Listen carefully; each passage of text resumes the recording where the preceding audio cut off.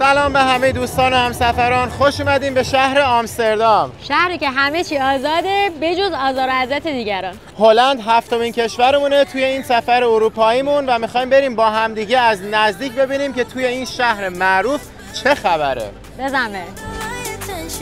جاهایی که قرمز، نور قرمز میبینین جاهایی هستن که اینا میان توی ویترین وای میستن.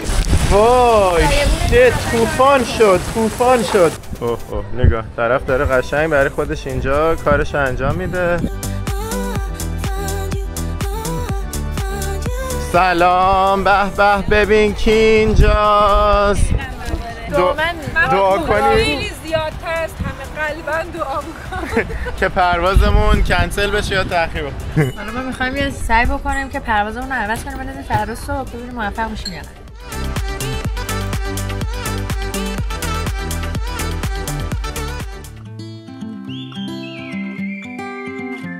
بالاخره خودمون رو رسوندیم به این قطار و سر به زنگا هم رسوندیم خودمون رو. قشنگ شماره صندلیامون هم به چک کنیم، یکی شماره صندلی داره. ببین اصلا با یه استرسی به این قطار آمستردام رسیدیم و صبح از دست دادیم قطارمون رو. اینجا خوبش اینه که یک کافی شاپ هم داره، چون ما هنوز صبحونه نخوردیم، تو اون دو تا قطار دیگه هم صبحونه سرو نمی‌کردن. دیگه اومدیم اینجا صبحونه‌مون رو بگیریم. البته خب خیلی آیتمای زیادی نداره، فقط یه سری شیرینی و کراسان داره با یه پیتزا و تاکو، ساندویچ داشته داره.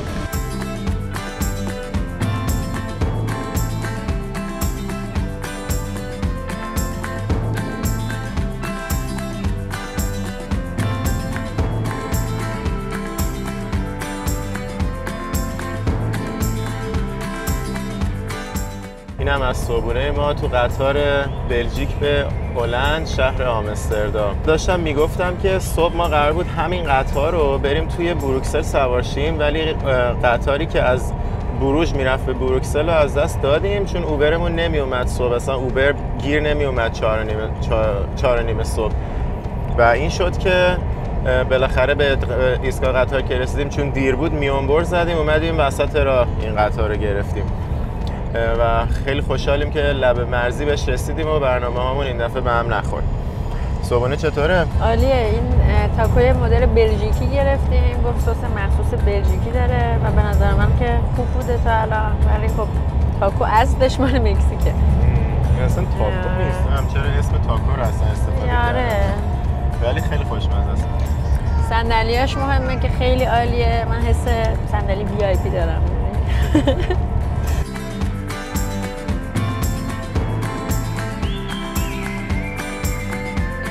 همین الان رسیدیم به آمستردام، سوار یه مترو دیگه میشیم و یکی از دوستان عزیز و همسفرهای پیجمون قراره بیاد دنبالمون و میزبانمون باشه توی آمستردام. بریم الان کروز مامان بابای نیکا و خاله میترا اینا الان همه میرسن اینجا توی آمستردام. دوباره با هم دیگه دیدار میکنیم. تو ولاگ قبلی اگه دیده باشین توی بروژ با هم بودیم، دوباره اومدیم باشون مسابقه دادیم برسیم به آمستردام. اونا با کشتی ما با قطار. حالا اینجا دوباره میبینیمشون. الان داریم میریم متروی 15 و از اونجا دوستمون میاد دنبالمون.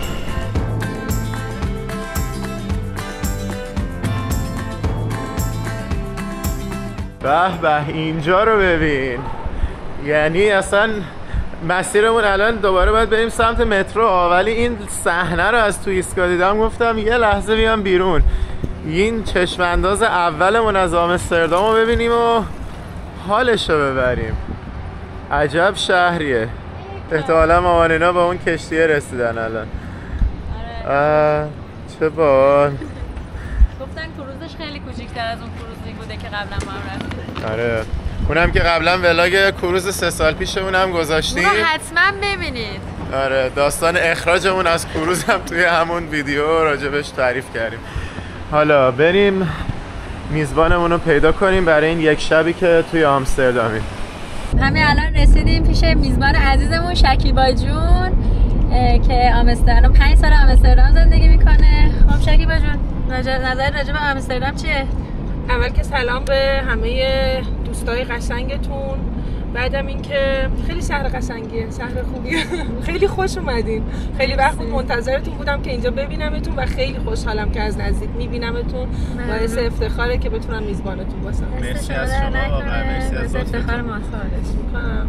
حالا که پیش شکیبا جون من خواستم ازشون چند تا سوال بپرسم راجع به زندگی توی شهر آمستردام. شکیبا جون میشه اینجا آدم درآمد خوبی داشته باشه از پس زندگیش بر بیاد، مثلا خونه‌ای بگیره، حالا اجاره کنه یا بخره؟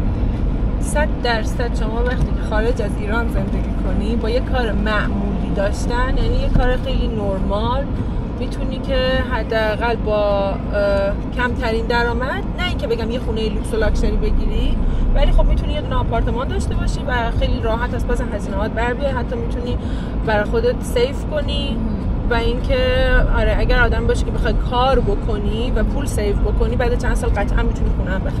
بعد مینیمم درآمد اینجا چقدر هر ساعت برای یه کارگر معمولی مثلا؟ خیلی دیگه مینیمم. مثلا توی فروشگاه آلبرتاین رو میگم که یه فروشگاه مواد غذاییه، مینیمم درآمد واسه یه کارگر ساده ساعتی فکر میکنم 14 یوروه.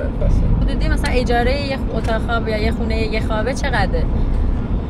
اجاره یه خونه یه خوابه دو تا جای خوبه شهر. اینجا جای خوب و بد نداره که بگیم که مثلا یه جای اینجا خیلی خوبه اونجا بده، اینجا همه جا مثل هم دیگه میمونه. ولی مثلا یه خونه یه خوابه یه معمولی توی یه دونه آپارتمان معمولی توی آمستردام، خب آمستردام بافتش قدیمیه، نمیتونی ازش توقعی یه جای خیلی خفن داشته باشیم، بعد دست به بافت شهرشون هم نمیزنن. ولی اجاره یه خونه معمولی یه خوابه اگر سوشیال باشه، برجی مثلا ماهی 600 تا 700 هسته، 600 700. اگر بخوای که فری باشه پولشو مثلا اجارهشو بدی، ماهی 1200 1300 شاید 1600 تا این حد. بعد فرق فری و سوشال هم میگی چیه؟ آره عزیزم، سوشیال یعنی که اجاره اجتماعی، یعنی که شما خونه رو از شرکت‌های دولتی اجاره می‌کنید. کدوم شهرهای هلند فکر می‌کنی برای زندگی بهتره کلا؟ هلند کلا از جنوبش تا شمالش 3 ساعت 4 ساعت. به نظر من میتونم بگم کدوم شهرها خوب نیست برای زندگی، اونم کاملا سلیقه‌ایه. من چون بچه کوچیک دارم و چون ذاتاً از جای شلوغ و کثیف خوشم نمیاد و معمولا همیشه پایتخت‌ها شلوغ پر از توریسته، برای همین بیشتر کثیف میشه. آمستردام اصلا جای مناسبی برای زندگی نمیدونم. روتردام، دنهاغ، اینا همه بستگی به سلیقه آدمو داره. من بیشتر روستاها رو دوست دارم. اینجا روستاها چه جوریه که تمام چیزایی رو که تمام امکاناتی رو که شما توی شهر دارین تو روستا هم دارین همه چیزو، به جز فروشگاه‌های خیلی بزرگ و مثلا حالا بری زارا یا مثلا برای خریدت میتونی بری تو شهر. همیشه هم روستاها با شهرها فاصله‌شون خیلی کمه. حالا خونه من تو روستاه ولی با اینجا فاصله‌اش 20 دقیقه است توی آمستردام، یه روبه.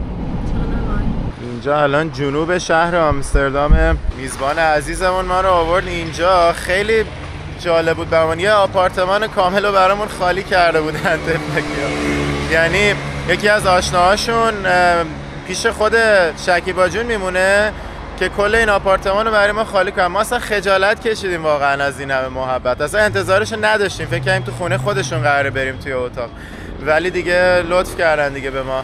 حالا دیگه خودشون هم کار داشتن بعد میرفتن، ما اومدیم که بریم برسیم به خانواده که الان مرکز شهرن. آره خود شکیبا هم شب قراره به اون بپیونده، اگه نه فردا صبح باز می‌بینینش.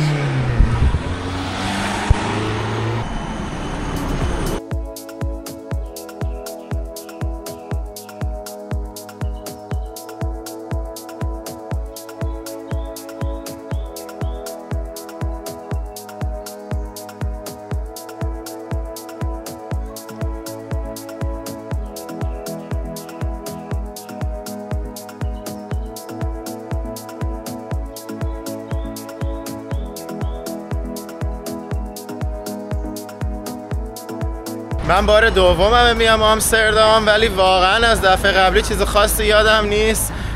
عصر رسیدیم یه دونه از این تورهای قایق رو رفتیم، با یه دونه گروه تور بودم اون موقع، گروه پارتی تور. شب رسیدیم از اون قایقا رفتیم، فردا ظهرش هم از آمستردام رفتیم، خیلی فشرده بود. حالا تازه اومدیم درست حسابی با نیکا با هم دیگه این شهر رو بگردیم و به شما هم نشون بدیم. 6 سال پیش بود اون چیزی که رفته بودم.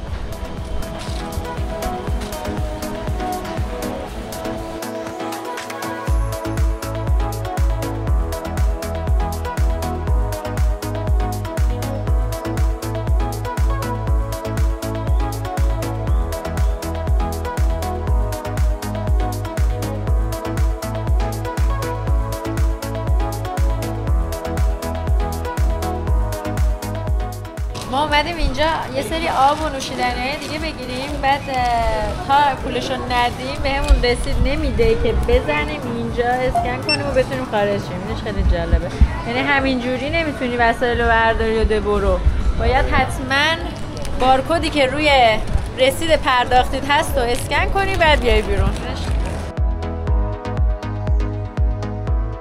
سلام، به به، ببین کی اینجاست. اینجا رو اومدیم یه دونه ریور کروز گرفتیم. Is this side better for taking videos? که نفری 20 یورو بود. حالا لباس تنتنش رو پوشیده که توی ولاگ قبلی اگه دیده باشین از کشور بلژیک گرفتیم، از بروژ. تنتنشون از بلژیکه.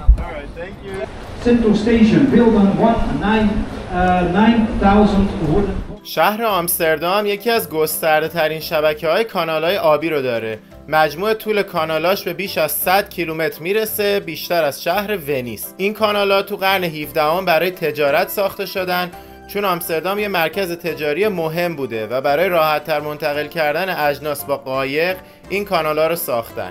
البته در عین حال کاربرد دفاعی هم داشته.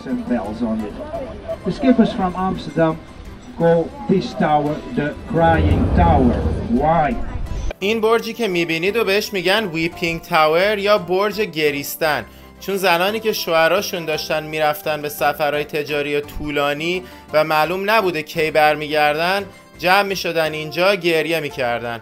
البته کاپیتان به شوخی میگفت بعضیا بهش میگن برج خنده، چون زنانی که از دست شوهراشون راحت شده بودن میومدن اینجا میخندیدن.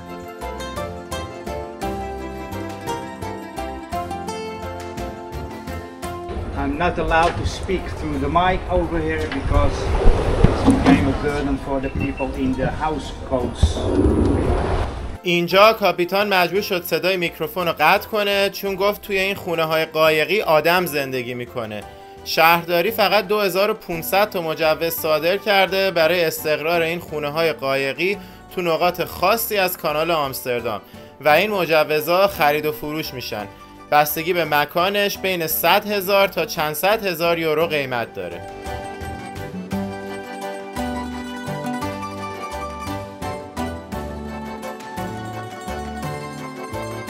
حاجی این فیلم ما رو به ما بدی یا آقایی که اون بالا داری فیلم میگیری؟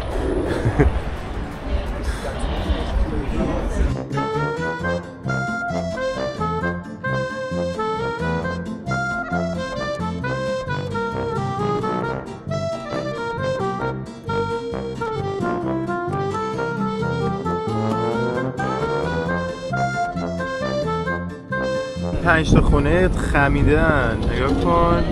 5 dancing houses. نگاه این یکی این وریا کج میشه از این ور به این ور که میره. What do they call them again? 5 dancing houses. 5 dancing houses? Or dance? خونه های رقصون. چه باحاله. Well, it is about 4 centuries old, so what is good? Is anyone living there? Yeah, sure. Also a hotel, and people are working there. Yeah, there's a hotel.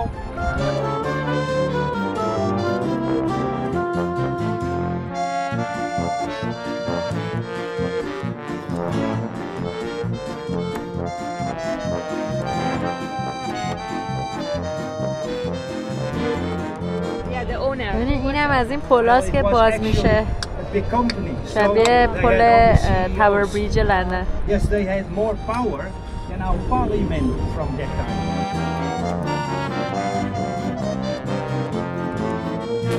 میگه اگر زیر این پل یارتو بوست کنی تا آخر هم با هم میمونی، ولی کاپیتانه گفت من امتحان کردم ولی 3 ماه بعد جدا شدم.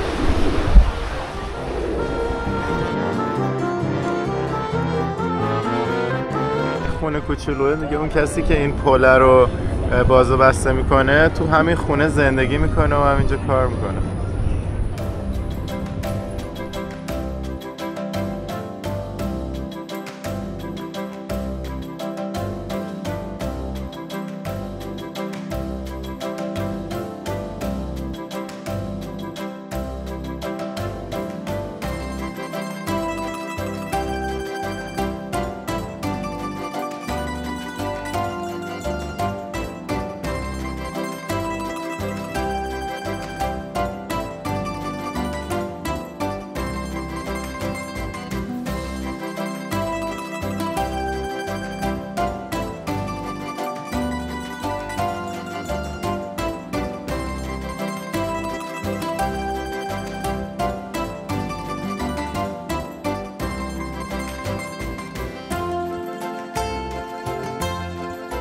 اینجا دفتر شرکت booking.com که اصلش مال هلنده.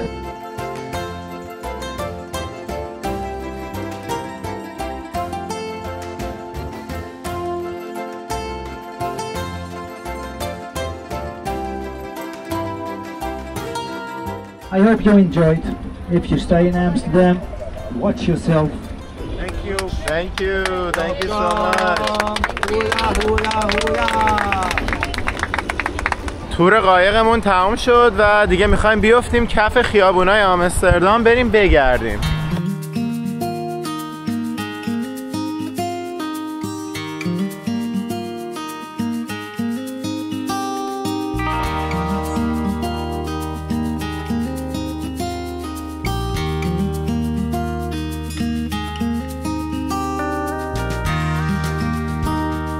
سوغاتی فروشی علف داره.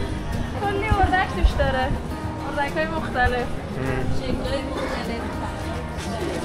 اردک ملکه هم داره.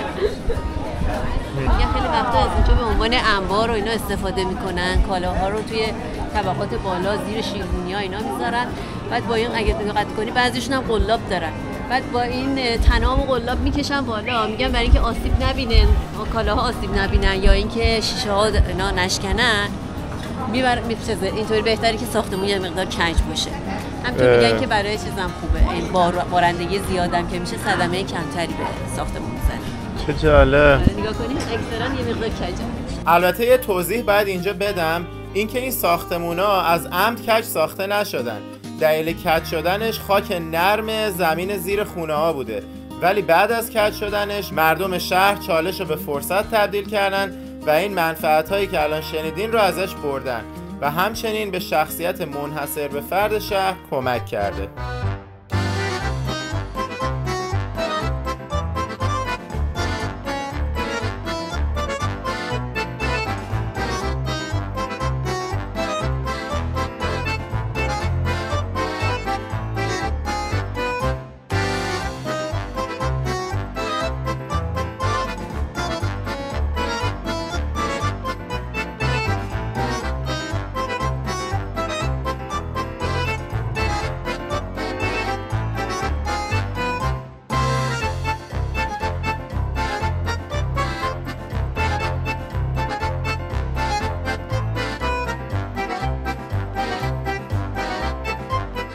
ساختمونا رو که ببینین بالای هر ساختمون یه دونه هوک قرار داره و این هوکا دلیلش اینه که اینجا انقدر ساختمونا رو تنگ میسازن که نمیتونن از داخلش اسباب کشی کنن و وسایل رو ببرن بالا. برای همین هم از این قلابا استفاده میکنن تا این مبلماناشون رو ببرن از داخل پنجره ببرن داخل ساختمونشون.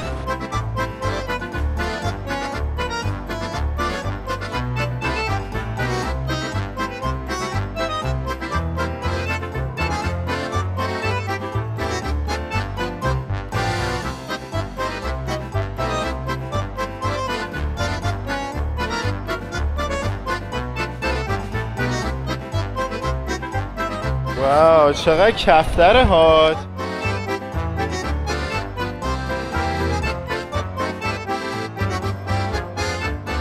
شاید باورشون نشه ولی این ساختمون کثیف پشت سر من یه دونه قصره که 400 سال پیش ساخته شده برای شاه و ملکه ولی دیگه اینجا زندگی نمی‌کنن. اینجا قصر سلطنتی هلند، الان مراسمشون توش برگزار میشه و یه جاییه که توریست‌ها میتونن برن داخلش رو ببینن. حالا ما هم می‌خوایم بریم داخلش رو ببینیم. بلیت ورودیش هم نفر 10 یوروه. روبروش هم اونجا یه دونه یادبود کشته شدگان جنگ جهانی دومه. اسرائیل پس اینجا بوده همیشه. ما این فکر می‌کردیم از کجا میره سراغ مردم، اینجا بوده.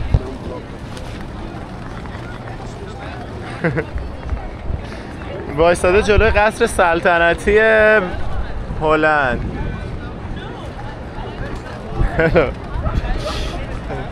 این ساختمان بزرگ رو ببینین، بغل قصر سلطنتی روش نوشته مدام توساد.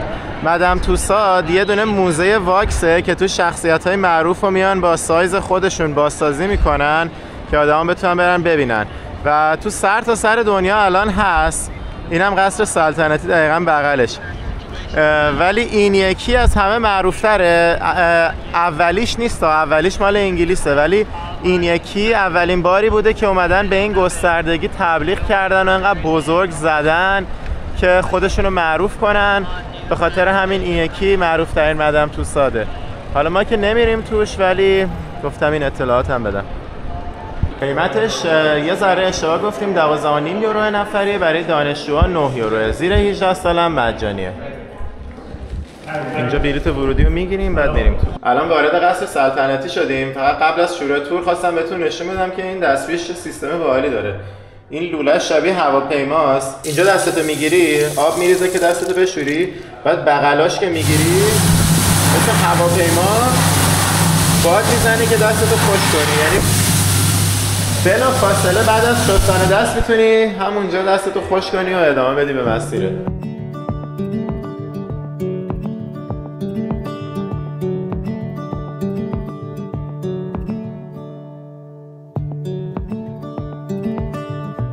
این قصر قبلا قصر سلطنتی نبوده، به عنوان تاون هال ساخته شده بوده. زمانی که فرانسه میاد اینجا رو میگیره تبدیلش میکنه به قصر سلطنتی. این حالی که الان توشیم قبلا سیتیزن هال بوده. یعنی چی؟ یعنی مردم اینجا، مرد شهروندا اینجا گرد همایی میکردن برای برنامه‌های مختلف. ولی بعد از این که تبدیل میشه به قصر سلطنتی، اینجا محل برگزاری مراسم بوده. بعد از اینکه فرانسه شکست میخوره و اینجا دوباره میشه شاهنشاهی هلند، باز دوباره میشه قصر سلطنتی شاههای هلند. اما امروزه دیگه فقط مراسمشون توش تشکیل میشه، دیگه توش زندگی نمیکنن. اینجا تو تور آدیومون توضیح میده که اینجا زمانی که مراسم برگزار میشه چه شکلیه. به این خانومی که دقیقاً دم ورودی قصر گذاشتن بهش میگن میدن آف امستردام، محافظ کل دنیاست. و اینجا 3 تا نقشه گذاشتن، نقشه دنیا، نقشه کهکشان و زمین و همه چی میگن توی همین 3 تا نقشه قرار داره و این داره از اون بالا این 3 تا نقشه رو نگاه میکنه. این آقای اون بالا اسمش اطلس، کل دنیا رو دوشش میکشه. اون طرف دقیقاً روبروش مجسمه صلح رو گذاشتن و بیانگر اینه که کهکشان ها باید با صلح همراه باشه.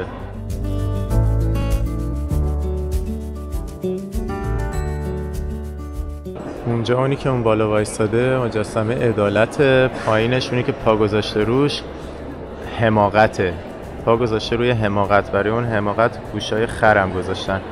یکی از شاهاشونه اون حماقته، به خاطر یک کار احمقانه که کرده بوده نماد حماقت رو گرفته. نماد حماقتشون کینگ مایدسه. در واقع افسانه‌ایه، میگن به هر چیزی دست میزده تبدیل به طلا میشده. انقدر حریص و احمق بوده که حتی پسر خودش هم تبدیل به طلا میکنه، واسه همین شده نماد حماقت. اون که زیر پای چپ اون خانم هست، خانم عدالت، نماد حسادته که داره له میشه اون زیر. یه عجوزه است که داره له میشه زیر پای اون. اینجا اتاق تاج و تخته. قبل از اینکه تبدیل بشه به قصر سلطنتی یه اتاق دیگه بوده واسه گرد همایی، ولی بعدن وقتی که ناپلئون تبدیلش میکنه به قصر سلطنتی میاد اینجا برای خودش تخت و تاج میزنه. چیزی که راجع به این اتاق تاج و تختش جالبه اینه که تابلوهای مختلف از دوران مختلف همینجوری میتونی ببینی. مثلا اون ور یه تابلوی حضرت موسی که مال قبل از تاج و تخت شدنشه و از اون طرف مبلمانش همه مال زمان ناپلئونه. بعد یه سری چیزای دیگه هم مال بعد از ناپلئون که شاههای پادشاهی هلند اینجا حکومت می‌کردن و میتونی دوران مختلف کاربردهای این قصر رو توی این اتاق تاج و تخت ببینی. این اتاق جالبش اینه که قبل از اینکه این قصر تبدیل بشه به قصر سلطنتی محل حل اختلافات شهروندا بوده. گفتم که اینجا قبل از اینکه قصر سلطنتی بشه تاون هال بوده، محل گرد همایی شهروندا بوده. یکی از کاربرداش این بوده.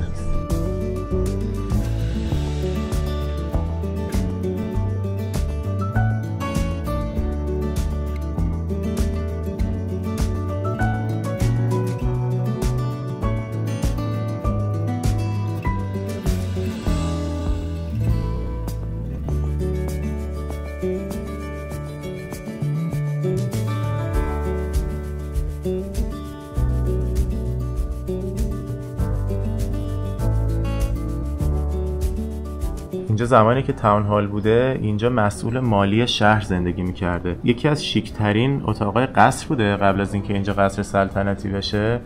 و روی اون دیوارم اگه نگاه کنین عکس پخش کردن پول بین آدم هاست، عکس پخش کردن مال و کالا بین آدم هاست.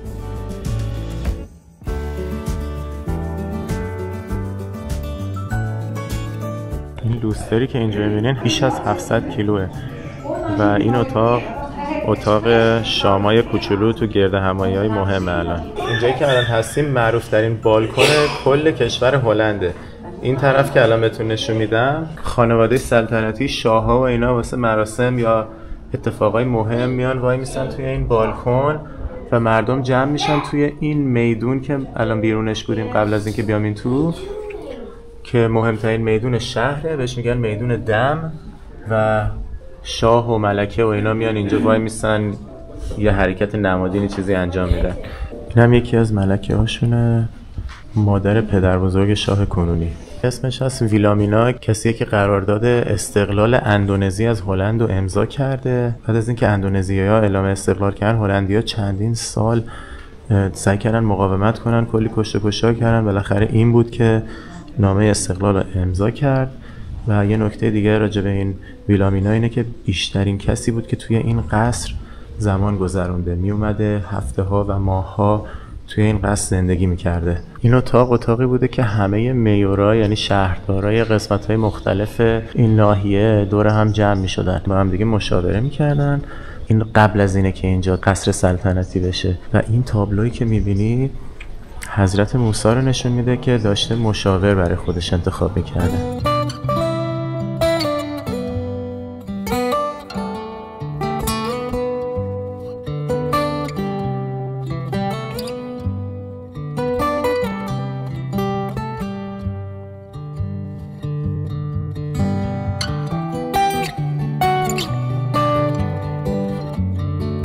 این بالکن الان داشتم از داخل ساختمان میدیدم. این همون بالکنیه که شاه‌ها و ملکه‌ها میان اینجا فعالیت‌های نمادین میکنن، اعلامیه میدن، کارهای اینجوری.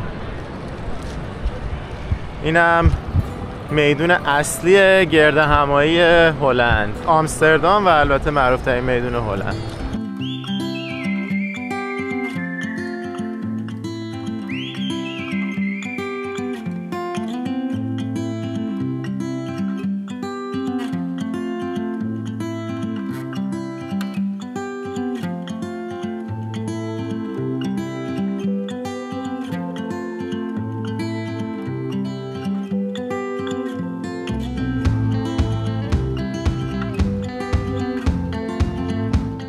اینجا چه وایب باحالی داره، همه اومدن رو پله‌ها نشستن برای خودشون. اینم نماد یادبود کشته شدگان جنگ جهانی.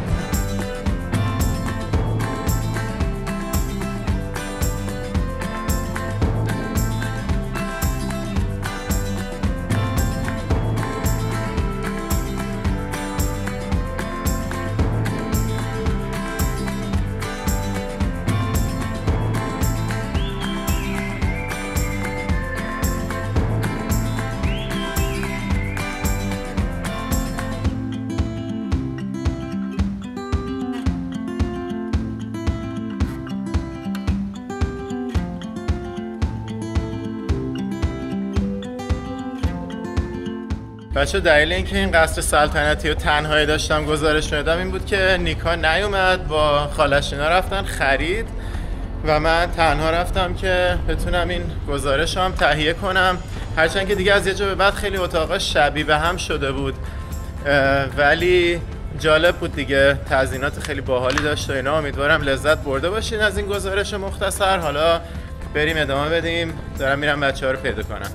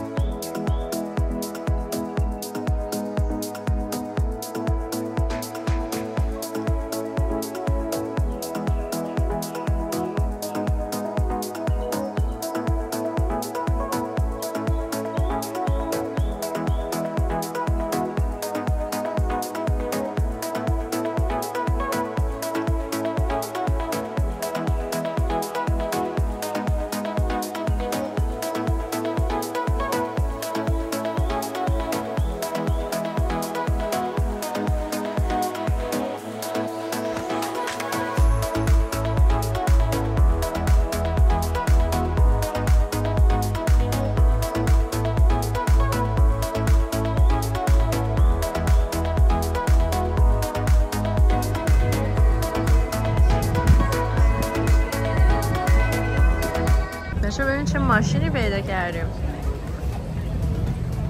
خوشگل و کوچولو موچولو جمع جور. 2 نفر هم تازه توش جا میشه. یکی قایقه کرکتر گلی داره. این قایقه که اینجا میبینین کرکتر بیری داره. اینجا قشنگ میشینی آبجو میزنیم. بین این خونه ها یه دونه کوچه درست کردن.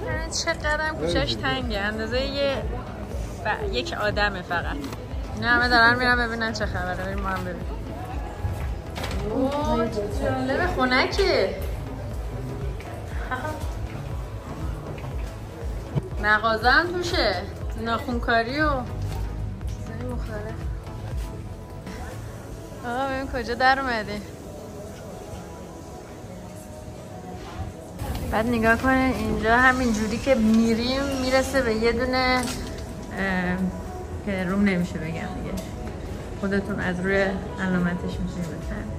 همونطور که گفتم چون دوچرخه خیلی طرفدار داره توی آمستردام، همه جا همینجوری گله گله دوچرخه دارن اجاره میدن و اینجا قیمتاشو برای یکی از این مغازه ها رو میتونید ببینید که 3 ساعتش 9.5 یوروه، 24 ساعتش 12.5 یوروه و هند بریکش هم که قیمتش متفاوته، همینجوری تا پایین دوچرخه‌های مختلفیه که اینجا اجاره میتونید بکنید.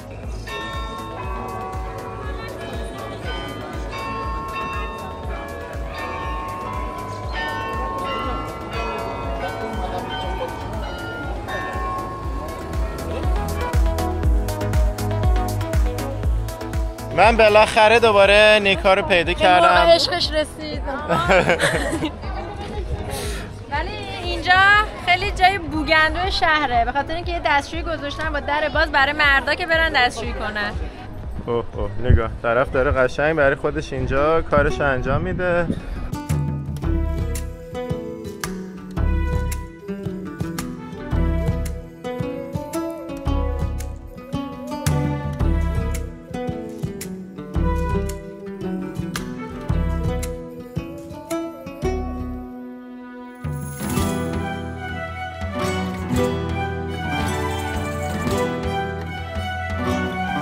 توی آمستردام انقدر از این موادا میفروشن همه جا که ساین زدن، یه ساین بزرگ زدن برای توریستا که از آدمای دیلرایی که توی خیابون میبینید دارو نگیرید، همون مواد مخدر، چون میتونه سمی باشه. میگه برین از مغازه‌های رسمی بگیرین. اومدیم اینجا یه استراحت ریزی بزنیم توی این کافی شاپه. بعد ماما مریم اینا هم مشغول بحث علمی هست.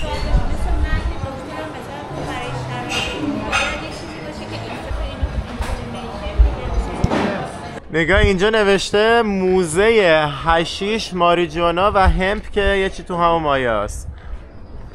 میری تو موزه، تاریخ تولید علف و اینجا چیزها رو برات توضیح میدن اینجا. اینم باز یه موزه دیگه، بالاش همونو حشیش و ماریجوانا و همپ نوشته. این گالری این چیزاست، اینا این گالریشه. سوغاتی فروشی رد لایت، سوغاتی فروشی خیابون کارگرای جنسی. پیشبندات چقدر زاین خدایی. اوه اون دوتا پیشبند رو ببین، اونا فقط اونا. آقا من بگم گلاب به روتون، من عذر میخوام، صرفا میخوایم هر چیزی که خودمون میبینیم و به شما هم نشون بدیم، ولی واقعا رومون نمیشه دیگه.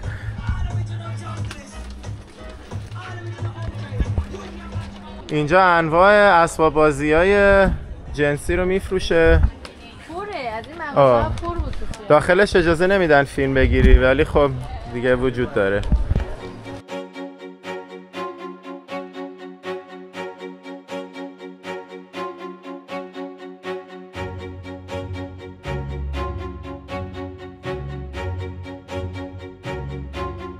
وای اینم مغازه مورد علاقه من، تمام شیرینی‌های خوشمزه و نوتلا.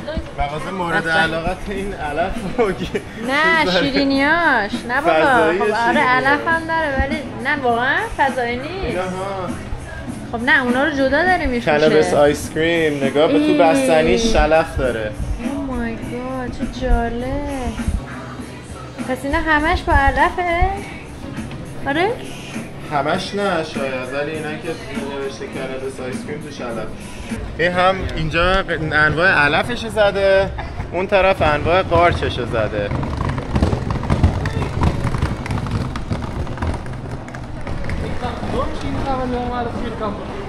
ببینید این خیابون پر ساختمونای کج و کوله است. یکی که اصلا انگار داره میفته، افتاده رو اون یکی. آره این همون ساختمون کجاست که قبلا راجبش صحبت کردیم. هر کدوم از این ساختمونا بالای 400 سال قدمت داره و اجازه هم ندارن هیچ کدوم از صاحب این ساختمون دست بزنن روی ظاهر این ساختمونا. هر چقدر هم کج بشه میتونن توش زندگی کنن.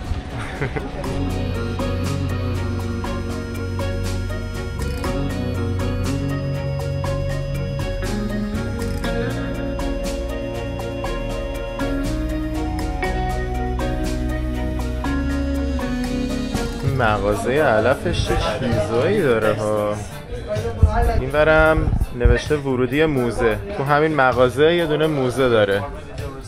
اینجا هم بلیط فروشیشه. بخوای بلیط بخری 5 نفر 55 یورو، یه نفر 13 یورو که از اینجا میری وارد موزه میشی.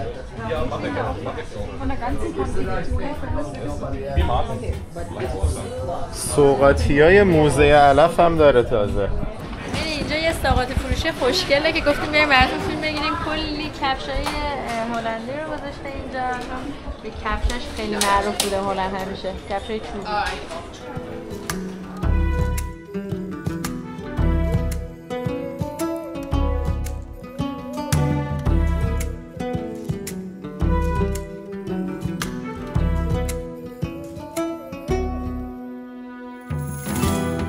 قشنگ میتونیم پاتو بکنیم. میفروشن کفششو.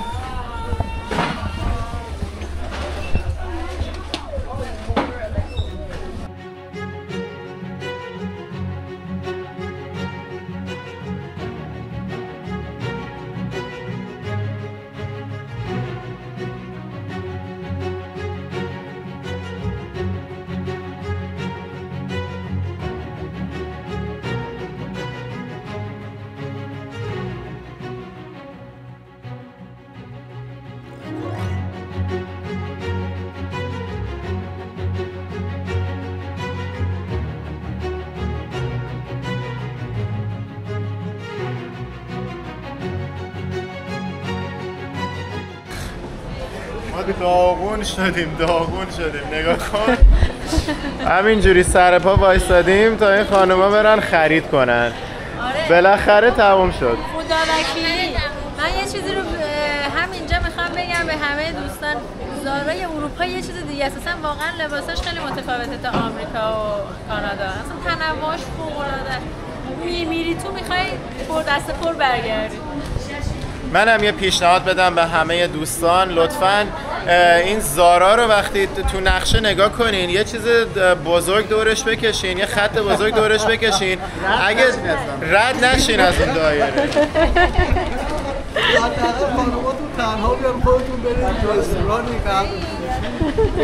آدم پاش دیگه میتره میشکنه انقدر وای میسه و با راه رفتن خوبه، ایستادن خیلی بده.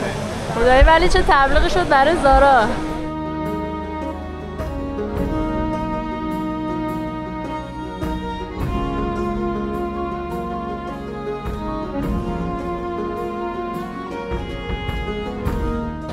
وسط این میدونه کلی each trick is going to get more dangerous. یکی داره آتش بازی میکنه، یکی داره کفتر بازی میکنه. این برم نگاه یه نفر داره آماده میشه.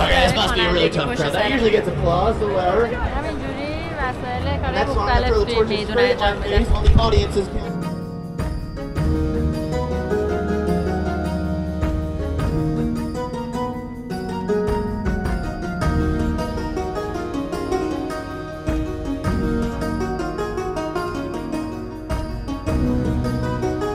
بچه ها از خانواده دیگه خداحافظی کردیم. اونا برگشتن سمت کشتیشون، بقیه شب و دوتایی هستیم. حالا اگه میزبانمون هم به اون بپیونده. دقیقاً به خاطر همین ما خیلی کروز رو دوست نداریم، چون که فقط یه نیم روز توی هر شهری استاپ داری، بعدش باید بدو برگردی سمت کروزت که بری قسمت بعدی. شما 3 سال پیش هم با کروز اومدیم، اگه ویدیوشو ندیدید حتما ببینید، توی یوتیوبمون هستش به این اسم. و اینکه اون موقعی که ما اون کروز سوار شدیم بزرگترین کروز دنیا بودش. الان دیگه نمیدونم ولی حتما ببینید چون خیلی خفنه. و به غیر از این کروز رو فقط حاضریم زمانی سوارش بشیم که یا بریم آلاسکا یا بریم اون جزیره کوچولوهای مدیترانه. آره واقعا مثلا یه جایی مثل آمستردام آدم میاد شبش رو باید ببینه دیگه. مثلا 5 از ول کنی بری کروز که خب واقعا آمستردام اونجوری که باید تجربه نکردید. ما الان هستیم تجربه رو با هم دیگه کامل میکنیم، ما و شما بریم با هم آمستردام رو تکمیل کنیم. برو بریم. همینجا یه شاورمایی پیدا کردیم. من یک عدد شاورمایی رو گرفتم که با پنیر و مرغ و سیب زمینی و سالاد. حسین هم انواع اقسام کبابش رو گرفته. بعدیم یه سوختگیری کنیم بریم به برنامه ادامه بدیم. آره برو.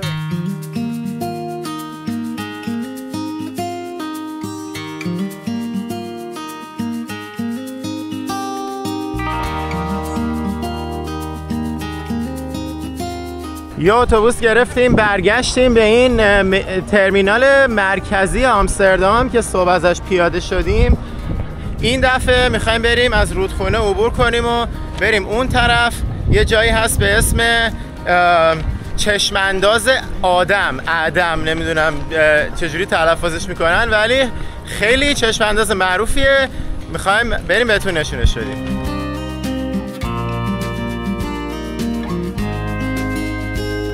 اینجا برای رد شدن از این رودخونه باید بیایم سوار این قایقا شیم که مثل تاکسی همینجوری از این برای رودخونه میرن اون ور و برمیگردن.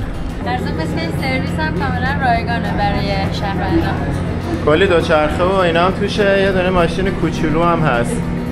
نقش پلو داره دیگه، پول نمیگیرن به خاطر اینکه پل نساختن، گفتن حداقل قایقو دیگه شارژ نکنیم. البته اون برتر تو رودخونه اون طرفا یه دونه پل هست، اگه با ماشین بخوای بری باید بری از اون ور دور بزنی وارد شی. آره هنوز اینجا هن.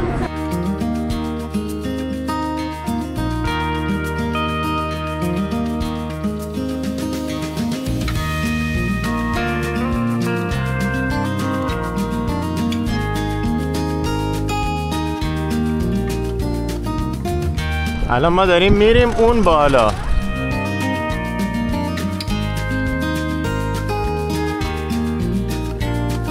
همین الان بلیتشو گرفتیم، اینجا قیمت بلیت‌ها رو نوشته. خب اینم از بلیتمون برای 2 نفر 52 یورو.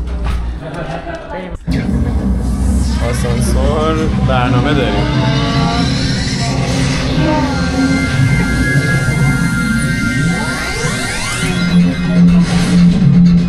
این طبقه رو بهش میگن عرشه فضایی یا سکای دک، عرشه آسمانی. نگاه کروزشون هنوز اونجاست. الان اون دارن شام میخورن. و نیکا رو میبینید در کت جدیدش از زارا خریده.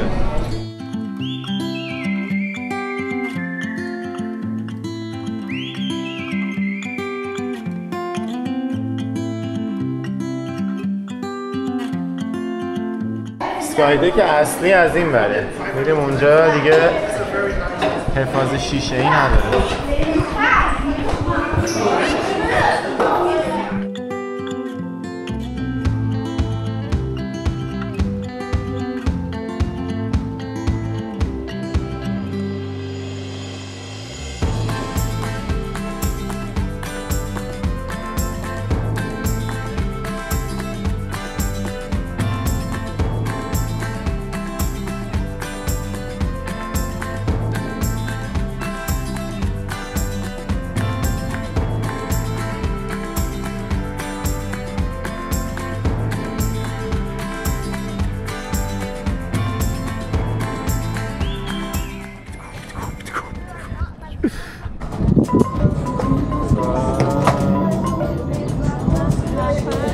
خوشمنظره ترین خواب زندگی.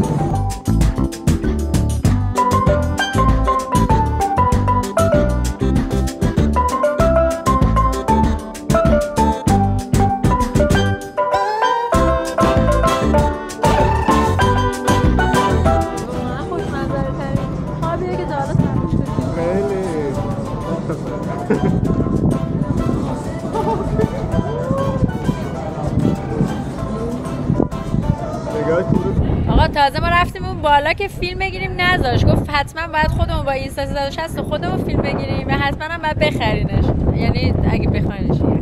هیچی، خلاصه که همین فیلم هم 12 یورو. آره 12 یورو براش میگیرن که بهمون فیلمشو بده و حالا بعدش میبینیم. ما این 12 یورو رو دادیم که بذاریم تو این ویدیو و ببینین چقدر باحاله از بالا. آره ببین چه وضعیتی شد، یه بارون گرفت از همه طرف. خیلی شدیم خیس نگاه کن اصلا زیر این نشستیم، از زمین بگیر، از منتظر مترویم اینجا و داریم همینجوری خیس میخوریم. منم با آستین کوتاه.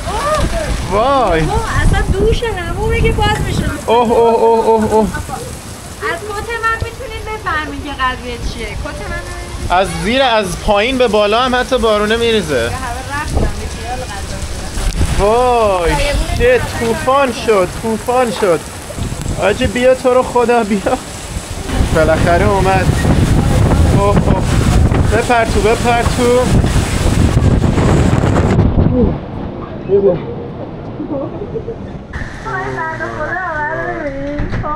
کامل خیس شده. دلم خیلی براش کباب. Dames en heren, als jullie mensen buiten zien, graag de deur منم یک دست کمی ندارم ها.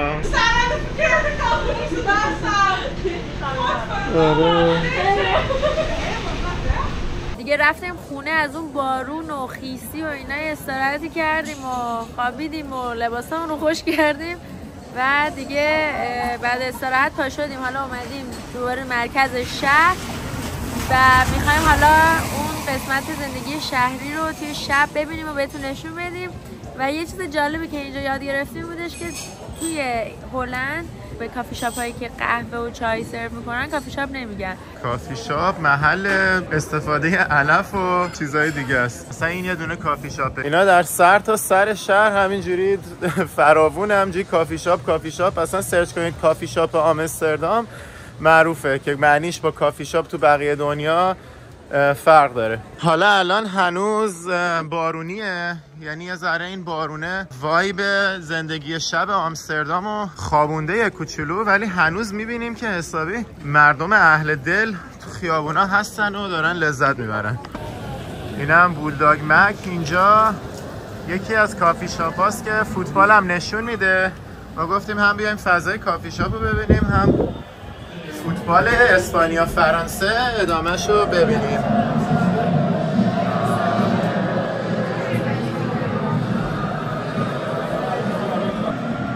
بازی الان 2-1 به نفع اسپانیاست. من با لباس رئال مادرید اومدم به حمایت از اسپانیا. فقط حیف که همون موقعی که بارون شدید داشت میزد و ما رفتیم استراحت، تا نیمه اول شروع شد دیدم 3 تا گل زده شده، یه دونه فرانسه و پشت سرش 2 تا اسپانیا. این 3 تا گل باحال ما ندیدیم، ولی حالا ببینیم بقیه بازی چی میشه. اسپانیا بره فینال.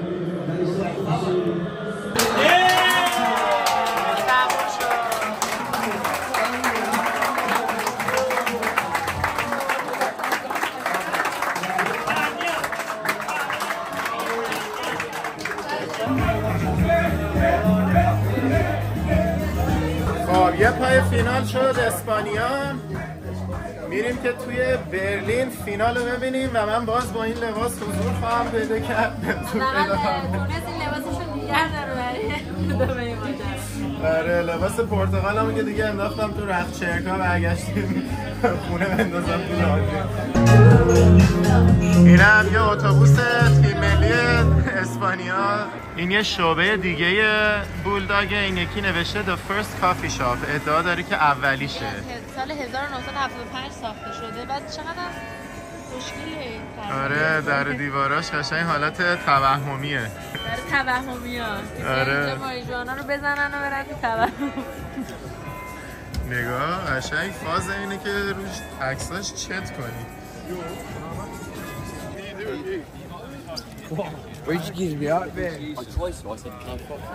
این قسمت تمام ویترینایی هستن که خانومای کارگرای جنسی میان وای میستن. این قسمت هم که دیگه نگم براتون، انقدر که شلوغه.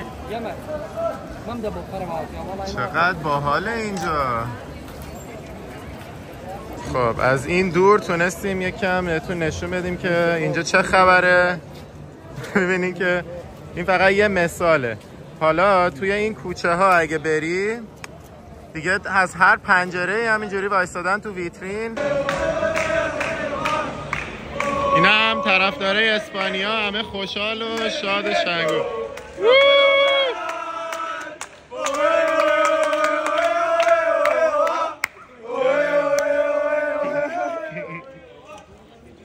دلیل اینکه اینجا بهش میگن رد لایت دیستریکت همینه. جاهایی که قرمز، نور قرمز میبینین جاهایی هستن که اینا میان توی ویترین وای میستن و خودشونو نشون میدن. اینجوری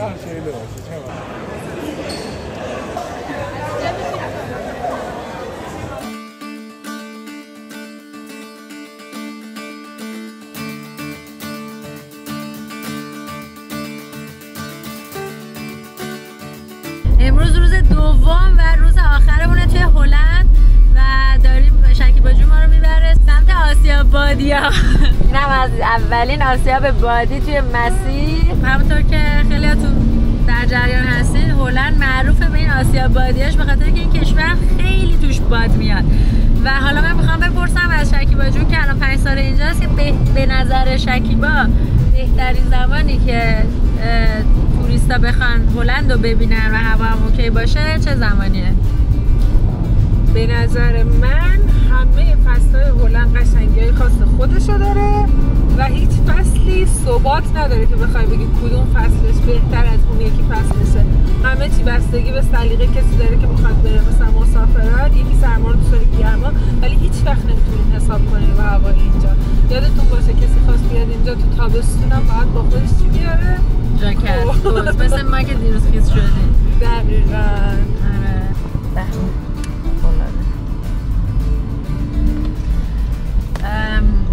آره حالا خود شکیبا میگه چون تابستوناش باد کمتره خودش بیشتر تابستونا رو ترجیح میده، ولی خود هلندی‌ها میگن زمستوناش بهتره.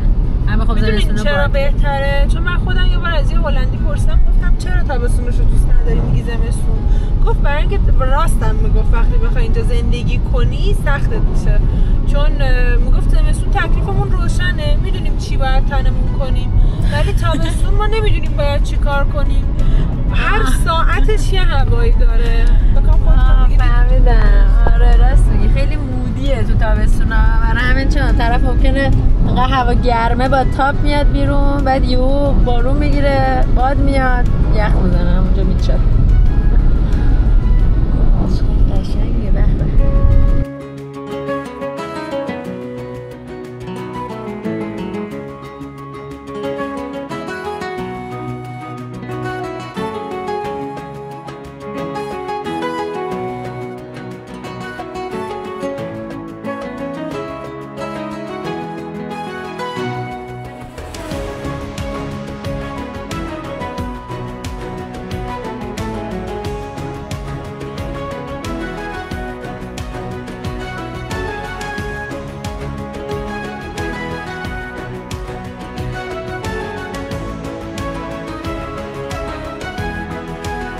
ماشین رو پارک کردیم و داریم پیاده میریم سمت این آسیاب بادیا که یکی از نمادهای اصلی کشور هلنده که حالا توضیح میدم چرا.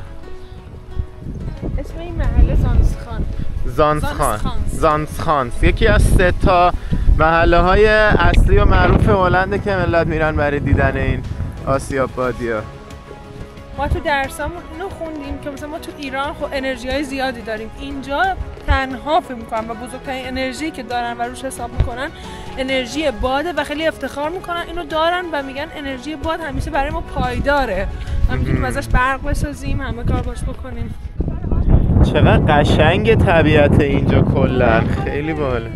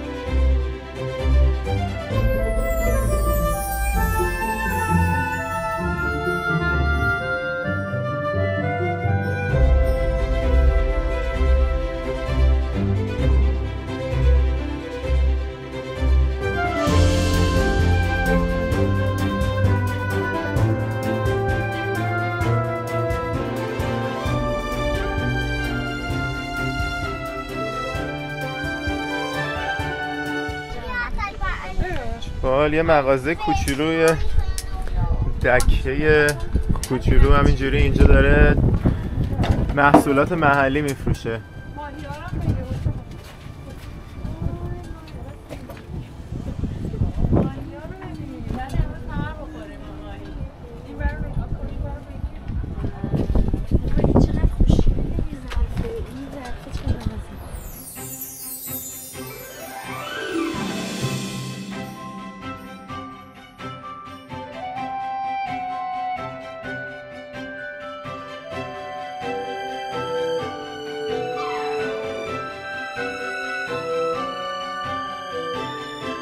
نیکا هستم، آسیابادی هلند. حالا بیایم یکم صحبت کنیم راجع به این که چرا این آسیابادی‌ها شده نماد هلند و از نظر تاریخی چقدر برای هلند اینا با ارزش و نمادینه.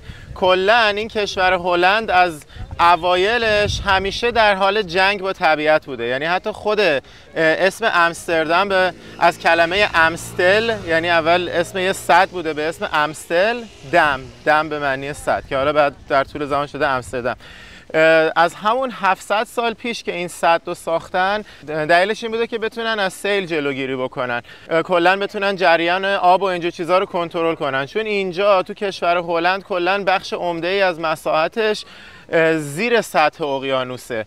یعنی مثلا شما همینجا رو اگه نگاه کنین، اونور مثلا یه آب بود، بعد اینجا یهو میاد پایین، یعنی این قسمتی که این طرف داره کشاورزی میشه زیر سطح آبه و کلا هم حالا کل کشور هم بخش عمدهش زیر سطح اقیانوسه. وقتی که این حالت رو داره، مثلا چه بارون بیاد چه رودخونه ها مثلا چیز بشه، فوران کنه، بریزه بیاد برسه به شهر، این آبا راه خروج ندارن، چون همین الانش زیر سطح اقیانوسه راهی ندارن که فرار کنن برن بریزن تو دریاها و اقیانوس. واسه همین اینا کلا سیستم مهندسی کهنشون اینجوری بوده که این آسیابادی‌ها رو ساختن که از انرژیش استفاده کنن و بعد پشت صحنه از طریق کلی روش‌های مکانیکی و مهندسی پیچیده از این انرژی استفاده بکنن که این آبا رو از زمینا پمپ کنن و بریزن توی اقیانوس‌ها. و لازم داشتن، یعنی برای جنگ با طبیعت لازم بوده که این ابتکارا رو به خرج بدن و همچین سیستم‌های مهندسی جالبی رو صدها سال پیش درست کنن و به خاطر همین این آسیابادی‌ها خیلی برای کشورشون، اصلا برای حیات کشورشون مهم بوده از قدیم. الان دیگه از طریقای پیچیده‌تری، از دستگاه‌های خیلی پیشرفته‌تری استفاده میکنن برای پمپ کردن آبا، ولی همچنان این آسیابادی‌ها منبع خیلی مهمی برای انرژیه و برای تولید مثلا نون و گندم و اینجور چیزا هم استفاده میشه. حالا چند تا نکته جالب دیگه هم راجع به کشور هلند می‌خواستم بگم. اول بگم دلیل اینکه تو این ولاگ زیاد به تاریخش نپرداختیم اینه که عملاً تاریخش رو توی ولاگ بلژیک توضیح دادیم، چون که تاریخ بلژیک خیلی وابسته بود به تاریخ هلند و برای اینکه بتونیم بگیم بلژیک چجوری شد بلژیک، مجبور شدیم راجع به هلند هم حرف بزنیم. شما رو رجوع میدم به ولاگ بروژ، ولی یه سری نکات تکمیلی رو اینجا میگم. اولا که اینجا گفتم که وقتی ناپلئون شکست خورد و اومدن توی کنگره وین مرزبندی اروپا رو دوباره از اول تعیین کردن، خب هلند و بلژیک با هم دیگه شده بودن پادشاهی هلند که حالا بعدن که بلژیک انقلاب کرد و جدا شد، این پادشاهی هلند دیگه همچنان باقیه و همچنان یه سیستم مشروطه شاهنشاهی داره. نکته دیگه این که این امستردام که گفتیم کلا آزاده و خیلی چیزایی که شاید جای دیگه آزاد نباشه اینجا آزاده، این سیستم پذیرش و آزادی مال قرن اخیر نیست، این ریشه داره در تاریخ آمستردام. کلا آمستردام از قدیم معروف بوده به اینکه یه محل لیبراله و کلا آدما با سبکای زندگی مختلف و دینای مختلف اینجا راحت میتونن مورد پذیرش قرار بگیرن و زندگی کنن. واسه همین از همون قرن 17 هم از کشورهای مختلف کسایی که دینشون یا عقیدهشون توی محل زندگی خودشون مورد پذیرش نبوده می اومدن مهاجرت میکردن به هلند، به آمستردام مخصوصا، و به خاطر همین از همون موقع این فرهنگ پذیرش جا افتاده توی این منطقه. توی اندونزی که چند ماه پیش رفته بودیم توضیح دادیم که اندونزی چند صد سال مستعمره هلند بوده، کل اندونزی کنونی دست هلند بوده و حالا اینجا هم اینو یادآوری کنیم و بگم که اصلا همین مستعمره کردن اندونزی یکی از دلایلی بوده که هلند خیلی پیشرفت میکنه توی قرن 17 و خیلی پولدار میشه، چون که از اندونزی کلی میرفتن ادویه می آوردن و تجارت میکردن و همین تجارت ادویه باعث شد که هلندی‌ها توی قرن 17 بشن جزو پولدارترین قشرهای دنیا که حالا بعداً باز دوباره سر جنگ و اینا اون درجه پولداریشون نسبت به بقیه کشورها افت پیدا میکنه، ولی تو زمان خودش خیلی آدمای پولداری شده بودن. نکته دیگه این که اینجا رنگ ملیشون نارنجیه و دلیلش اینه که تو تیم ملیشون هم اگه دیده باشین تیم ملی فوتبالش رنگشون نارنجیه. دلیلش اینه که اون کسی که میاد این ناحیه رو از اسپانیایی‌ها میگیره، چون یه مدت دست اسپانیایی‌ها بوده دیگه، کسی که میاد از اسپانیایی‌ها میگیرتش از خانواده اورنج بوده، یعنی اسم هاوسش اورنج بوده و دیگه این کلمه اورنج یا رنگ نارنجی میمونه روی این کشور. ولی جالبه که تو پرچمشون رنگ نارنجی رو ندارن. یکی از خصوصیات خوب مردم هلند اینه که به گل خیلی اهمیت میدن. یعنی اینکه با اینکه تمام جاهایی که میبینین همه سبز، شهرداری‌ها خودشون همه شهرها رو، روستاها رو، محله‌ها رو پر از گل میکنن، ولی با این حال مردم هر هفته معمولاً یک شنبه‌ها گل میگیرن از فروشگاه و تو خونه هاشون همیشه رو میزاشون گل تازه دارن و بجز اونم هر فصل مناسب اون فصل باغچه هاشون رو همیشه گل کاری میکنن. یه علاقه خیلی شدیدی هم به گل ارکیده دارن. پشت پنجره اکثر خونه ها گلای ارکیده، حتی اونایی که نمیتونن طبیعیشو نگه دارن مصنوعیشو استفاده میکنن. آره خیلی دوست دارم. خیلی برای من خودم خیلی جالب بود که انقدر مردم اینجا به گل اهمیت میدن و خلاف اون چیزی که اینجا کشور گل و گل میکنن زیادم ارزون نیست، ولی با این حال هزینه میکنن همیشه گل تازه دارن. جالبه. تویلت هم میگن تویلتن. نه تویلتن یعنی جمع توالدا. آره تویلت میشه توالت. حالا راجع به این سیستم تخلیه آبشون که توضیح دادم یه نکته هم خواستم اضافه کنم، به خاطر اینکه این سیستم مهندسی رو از قدیم اومدن یاد گرفتن و اختراع کردن و بهش اخ شدن. توی قرن‌های اخیرتر گفتن چرا نه از همین سیستم استفاده کنیم که زمین‌های خودمون رو گسترش بدیم و کشور رو بزرگتر کنیم. اومدن زیر آب یه سری دیواره درست میکنن که بهش میگن دایک، تلفظ خودش میشه دایک ولی دایک می‌نویسنش. اینا رو از طریق خود املاح توی اقیانوس درست میکنن، مصالحش رو از خود اقیانوس میگیرن، باهاش یه سری دیواره درست میکنن که آب نفوذ نکنه.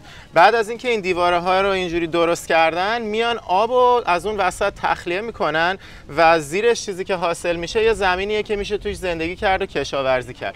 البته کشاورزی که میگم با اون که زمینش خیلی حاصل خیزه، به خاطر اینکه آب دریا روش بوده و خاکش حسابی نمکیه به این راحتی نمیشه توش کش کرد. اول میان در طی سالها همینجوری هی آب شیرین میریزن توش که بشوره ببره نمک‌ها رو، از زیرش با سیستمای خود مهندسی خودشون این آبا رو تخلیه میکنن میریزن تو اقیانوس تا به تدریج این خاک قابل کشت بشه. وقتی که میشه فوق العاده خاک حاصلخیزیه و توش کشاورزی پر رونقی میتونن بکنن و از این طریق همچنان هم دارن مساحت کشور رو گسترش میدن. البته بگم گفتم گسترش مساحت کشور، منظورم مساحت زمینشه، یعنی دریاها رو تبدیل کنن به زمین، وگرنه خود کشور مرزای کشور که ثابته. ضمناً راجع به حاصلخیزیش هم بگم که یه سری محصولات خاص فقط میتونن اینجا بکارن دیگه، یعنی حاصلخیزی که نمیشه که دیگه بتونی هر چیزی دلت خواست توش بکاری، ولی خب به اندازه‌ای جواب میده که بتونن یه سری محصولات توش درست کنن و هم برای تغذیه هم برای دیگه رونق کشاورزیشون خوب باشه. خب حالا بریم یه سر داخل این مغازه هم بزنیم و بعد بریم سمت شهر بعدی. اینجا هم یکی از مغازه‌های فروش صنایع دستیشونه.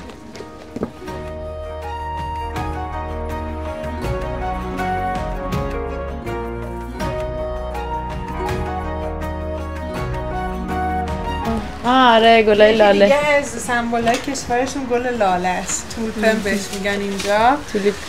آره بعد تو فصل خودش خیلی خوشگله. یکی از فصلایی که فکر کنم 1-2 ماه پیش بود. یکی از فصلایی که خیلی قشنگه همین فصلاییه که تو تولپن میکارن این گلای لاله رو. آسیابادی گل لاله، خونه هایی که توی آمستردام یا زندام یا حالا خیلی جای هلند هست. بعد یه رنگ آبی هستش، ما داریم آبی مال روی یه سری ظرفامون هست چینیه آبیای، اینجا به آبی دلفی معروفه، مال شهر دلفه. مثلا اون اینهاش رنگی آبیش نگاه کن اینا. ایناش هم خیلی معروفه، اینهاش نگاه کن، این مثلا مال شهر دلف و ایناست. خب خب شهر بعدی کجاست که میخوایم بریم؟ شهر بعدی فولندامه. اونجا برای چی معروفه؟ اونجا ماهیگیری و بهش میگن مثلا مردان ماهیگیر اونجا داره. بس بریم. غذاهای خوشمزه آبی داره دریایی. به.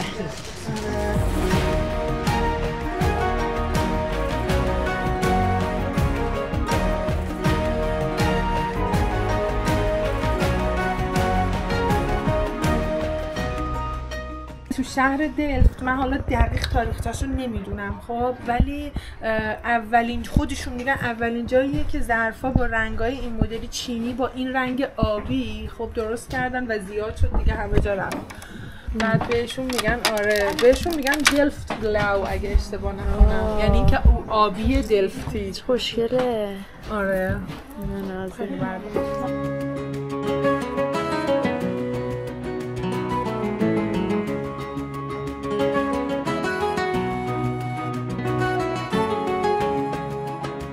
از سوغاتیای من که شکیبا جون زحمتش و برام یادگاری گرفت. این یکی از دستبنداست با یه دونه از این گوشواره‌های لاله آبی.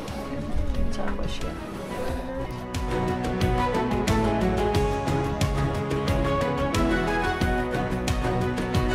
بچه‌ها این کفش اگه اشتباه نکنم اسمشون کلومپنه. بعد اینا کفشای خیلی قدیمی و سنتی هلنده که از جنس چوبه و واقعا با اینا راه میرفتن. الان هم یه سریاشون توی یه سری شهرهای کوچیک و ویلیجا که تعصب دارن مثلا روی همه چیزای سنتیشون هنوز با اینا راه میرن، در صورتی که خیلی سنگینه ها. بعد آره ولی خب نوشته نایک. آره ولی خب این یکی از سمبولاشونه همین کلومپن. منم خیلی دوست دارم خودشون. Slippery maybe. Can we help you walk down? Yeah. Oh. بیسکویت‌های معروف اینجا. Stroopwafel, yeah, they're baked this morning. It's the 2 layers of waffle and a caramel syrup in between. It's a famous cookie in the Netherlands.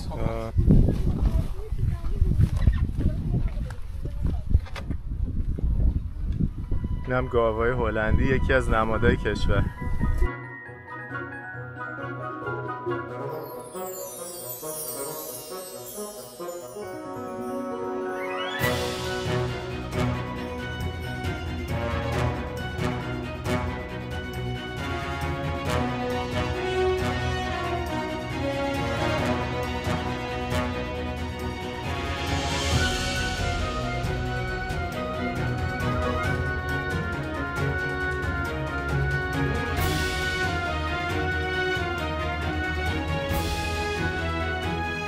تو راه فرودگاه یه شهری وایسادیم به اسم زندام که یه دونه هتل داره به اسم اینتل که یکی از خاص‌ترین معماری‌های هتل‌های اروپا رو داره و اومدیم یه فیلمی بگیریم. 1000 تا از این خونه هلندی‌ها رو کله هم سوار کردن گذاشتن. این چقدر خاص و متفاوته. خیلی بامزه است.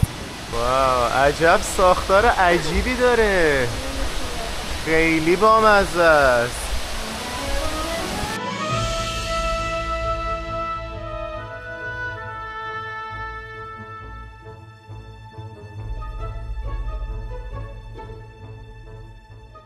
خیلی جالبه ها، یعنی این جزئیات معماریش، این طراحیش واقعا خاص و قشنگه.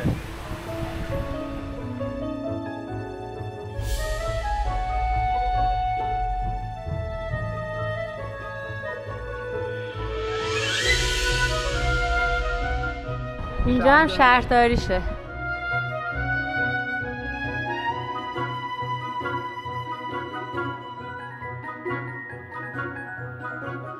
اینجا هم ایستگاه شهر زندام. بچه‌ها اینجا به استیشن میگن استاشیون. استاشیون. به ایستگاه میگن استاشیون. از این دورم این ساختمونه دیده میشه. چون گل فروشی های اینجا گلاش خیلی معروفه، میخوام یه گل فروشی هم ببرمتون همین الان سریع که با هم گلای هلندی رو تو این فصل ببینیم. بچه این گل یکی از گلای معروفه مثلا خیلی آدم در خونه هاشون از اینا درخچه های بزرگشو دارن. خیلی زیاد. دیگه لاله هم که اصل جنس. هلو. قشنگه گلاش. به به وای چقدر خوشگله این برگه.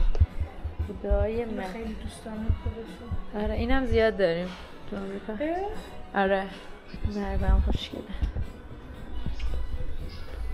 میگه خودشون عاشق این ارکیده ها.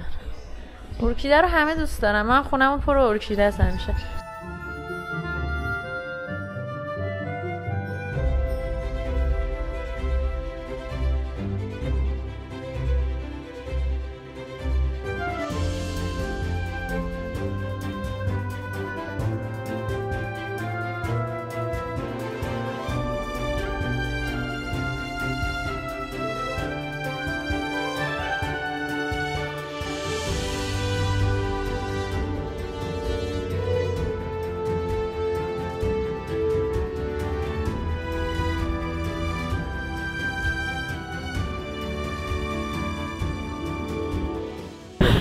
افتاده تو دلم که یه دیلی میخوره و ما میتونیم بمونیم و ما میتونیم بمونیم و بازی هلند رو تو خود هلند ببینیم برای نیمه نهایی هلند و انگلیس رو. دعا کنیم خیلی زیادتر از همه قلباً دعا میکنم که پروازمون کنسل بشه یا تأخیر بشه. ولی خب دیگه اومدیم اینجا. خداحافظی شکیبا جون ما رو رسون فرودگاه. دستتون درد نکنه. بچینم از فرودگاه هلند که متاسفانه داریم با شکیبا جون خداحافظی میکنیم. خیلی زحمت کشیدیم. قیافم خوشحاله به خدا. حالا من فقط میخندم. خودم قربونت دارم. من خیلی خوشحالم دیدم. و حالا اومدیم لانج فرودگاه آمستردام.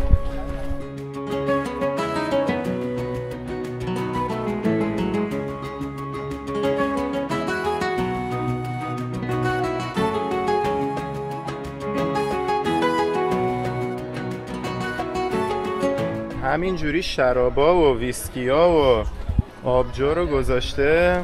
بیای قشنگ برداری و حال کنی. اون برم که قهوه ساز داره. لانجش خیلی خوبه. اینم از ناهار ما توی لانج فرودگاه.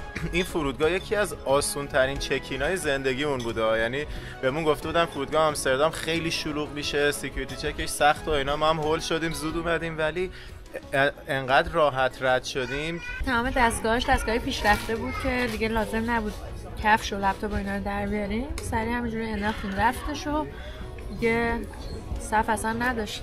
صف داشت ولی خیلی سری میرفت. اصلا تون. اصلا بیشترین دلیلی که تو این فرودگاه انقدر طول میکشه سکیوریتی چکین به نظرم همینه که هی همه باید در بیارن لپتاپاشون از تو کیف در بیارن بذارن بعد برن اونور دوباره بذارن توش. خب همین هی چیز میکنه دیگه، معطلی ایجاد میکنه. اینجا صفش همینجوری فرد میرفت. خلاصه دمشون گرم. فرودگاه خوبیه. حالا ما میخوایم یه سعی بکنیم که پروازمون رو عوض کنیم بندازیم فردا صبح ببینیم موفق میشیم یا نه. آره امیدوارم که بشه. راستی برای اونایی که احیانا ولاگای قبلی رو ندیدن خواستم اینو بگم که این لانجای فرودگاه که ما همیشه میریم از طریق کارت عضویتمونه، یعنی پولی نمیدیم برای این لانجا. این کارت عضویت هم اسمش هست پرایوریتی پاس که یکی از مزایای کردیت کارت چیس سفایرمونه که تو آمریکا گرفتیم. اونایی که دوست دارن این لانجا رو برن میتونن چک کنن ببینن مثلا تو کشور خودشون چه کردیت کارتی این مزایا رو میده. بعد آره خواستم اینم بگم چون خیلی میپرسن که این لانجا رو چجوری میرین و اینا.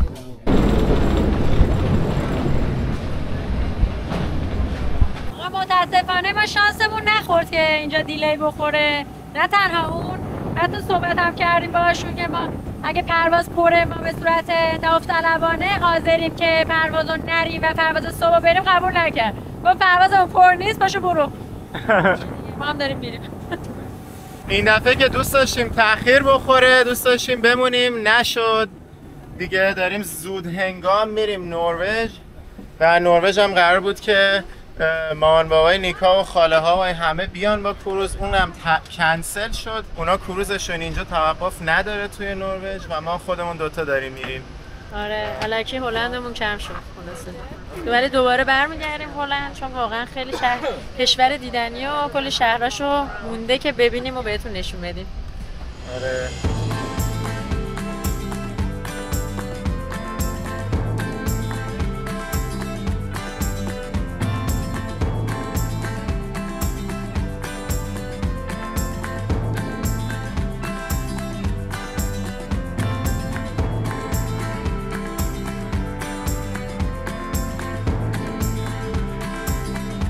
اگه دوست دارین که به صورت زنده با ما همسفر باشید میتونین کانال اینستاگرام ما رو فالو داشته باشین و استوریا رو ببینید و همچنین اگه نمیخواین ویدیوهای بعد رو از دست بدین حتما دکمه سابسکرایب رو بزنید و ویدیوهای بعدی اروپا گردمون هم ببینید. پیش به سوی نروژ تا ولاگ بعد. بدرود.